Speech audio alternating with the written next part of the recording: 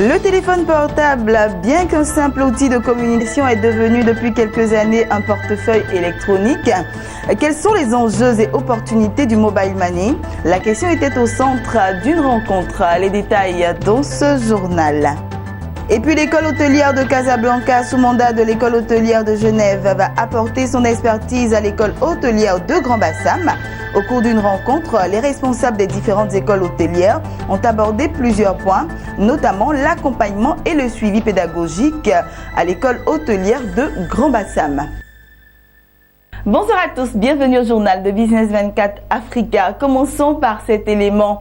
Le téléphone portable, bien plus qu'un simple outil de communication, est devenu depuis quelque temps un portefeuille électronique grâce au mobile money.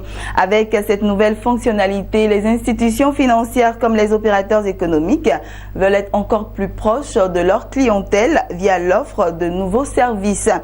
Avec un marché de mobile en plein essor en Côte d'Ivoire, le mobile money présente plusieurs opportunités. Alors, question, quels sont les enjeux et opportunités du mobile money? La question était au centre d'une rencontre.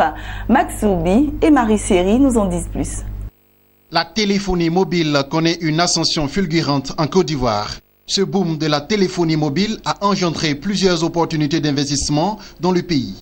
Une rencontre B2B a donc été organisée en vue de définir les enjeux et opportunités du mobile money. La rencontre animée par des panels a expliqué que l'apparition d'une solution alternative permettant d'épargner, envoyer et recevoir de l'argent sur téléphone portable alors que la majorité de la population la possède déjà, explique le franc succès du mobile money en Côte d'Ivoire.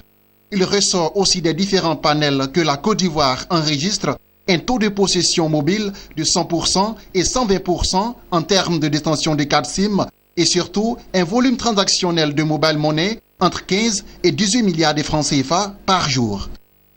Il y a la possibilité de remplacer les services traditionnels de la banque qui sont la fonction de trésorisation, donc le porte-monnaie électronique qui aujourd'hui se déplace dans le téléphone. Il y a la possibilité donc de remplacer l'une des fonctions traditionnelles de la banque aussi, qui est la possibilité de faire du crédit. Il y a la possibilité de faire du microcrédit via mobile money aujourd'hui. Et il y a même la possibilité aussi de faire de la micro-assurance comme ça existe déjà au Ghana, en Tanzanie, au Kenya, ailleurs et partout. Et c'est une tendance qui est très difficile à freiner. Aujourd'hui, le mobile money aussi donne la possibilité à tout le monde de pouvoir aussi connaître, de pouvoir transacter via la bourse. Ça existe en Éthiopie où des fermiers ont la possibilité donc de pouvoir vendre des produits agricoles à la bourse via leur téléphone portable. La rencontre B2B est une initiative de l'entreprise Digitech. La rencontre B2B permet aux jeunes entrepreneurs de s'ouvrir aux opportunités d'investissement. La prochaine session rencontre B2B aura lieu dans le mois de mars. Voilà, parlons de formation en hôtellerie à présent. Les directeurs des écoles hôtelières de Genève en Suisse, Casablanca au Maroc et Grand Bassam en Côte d'Ivoire ont conjointement animé une conférence de presse à l'occasion de l'accueil de la première promotion des étudiants de l'école hôtelière de Grand Bassam.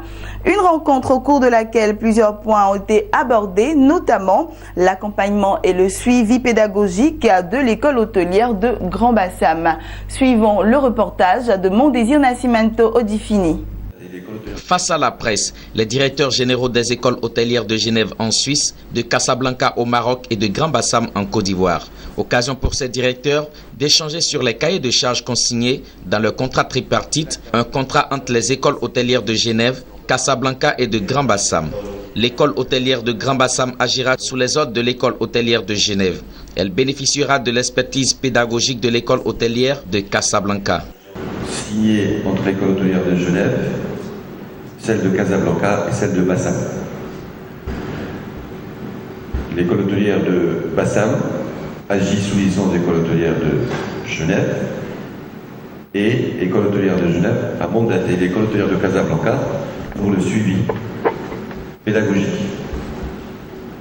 Alors, nous sommes en partenariat Genève et Casablanca depuis 7 ans.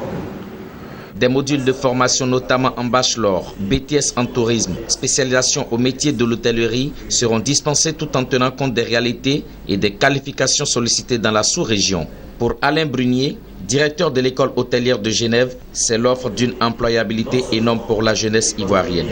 Dispensés dans une école telle que celle-ci sont des formations qui sont généralistes et qui couvrent à plein de métiers, et notamment les profils recherchés par toutes les industries de services, qu'on soit dans l'hôtellerie ou la restauration, certes, mais dans tous les métiers d'accueil, d'hospitalité, dans les hôpitaux, dans les cliniques, dans les banques. Il convient de noter que l'EHB, École hôtelière de Grand Bassam, se base sur une équipe pédagogique de haut niveau. Il s'agit d'enseignants et spécialistes expérimentés. Les professionnels du tourisme et de l'hôtellerie auront la possibilité de faire des recyclages et performer à travers la formation continue à l'EHB. Voilà, poursuivons ce journal avec ces informations en bref et en images. En 2017, la croissance du Botswana restera de 4,2% contre 2,9% l'année précédente. Les recettes du pays devraient tourner autour de 5,5 milliards de dollars pour le compte de l'exercice fiscal 2017-2018. Les douanes contribueront à cette performance à hauteur de 29,8%, directement suivi par le secteur minier, 28,6%. Cependant, le déficit budgétaire devrait s'alourdir, passant de 0,7% du produit intérieur brut à 1,43%. Cette situation est essentiellement liée aux investissements de l'exécutif dans les projets d'installation électrique et dans les infrastructures de fourniture d'eau dans un contexte de grande sécheresse qui a affecté la région. Terminons en nous rendant au Kenya. Le Kenya va émettre un emprunt obligataire domestique d'une valeur de 290 millions de dollars vers la fin du mois en cours pour financer des projets d'infrastructure, selon la Banque centrale. Cet emprunt aura un coupon de 12,500%.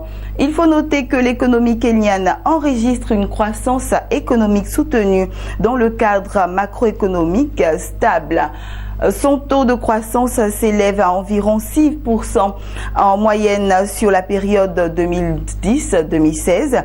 Pour 2017, le gouvernement prévoit une croissance du PIB de l'ordre de 6% contre 5,9% en 2016 et 5,6% en 2015. Voilà, c'est ici que nous refermons ce journal.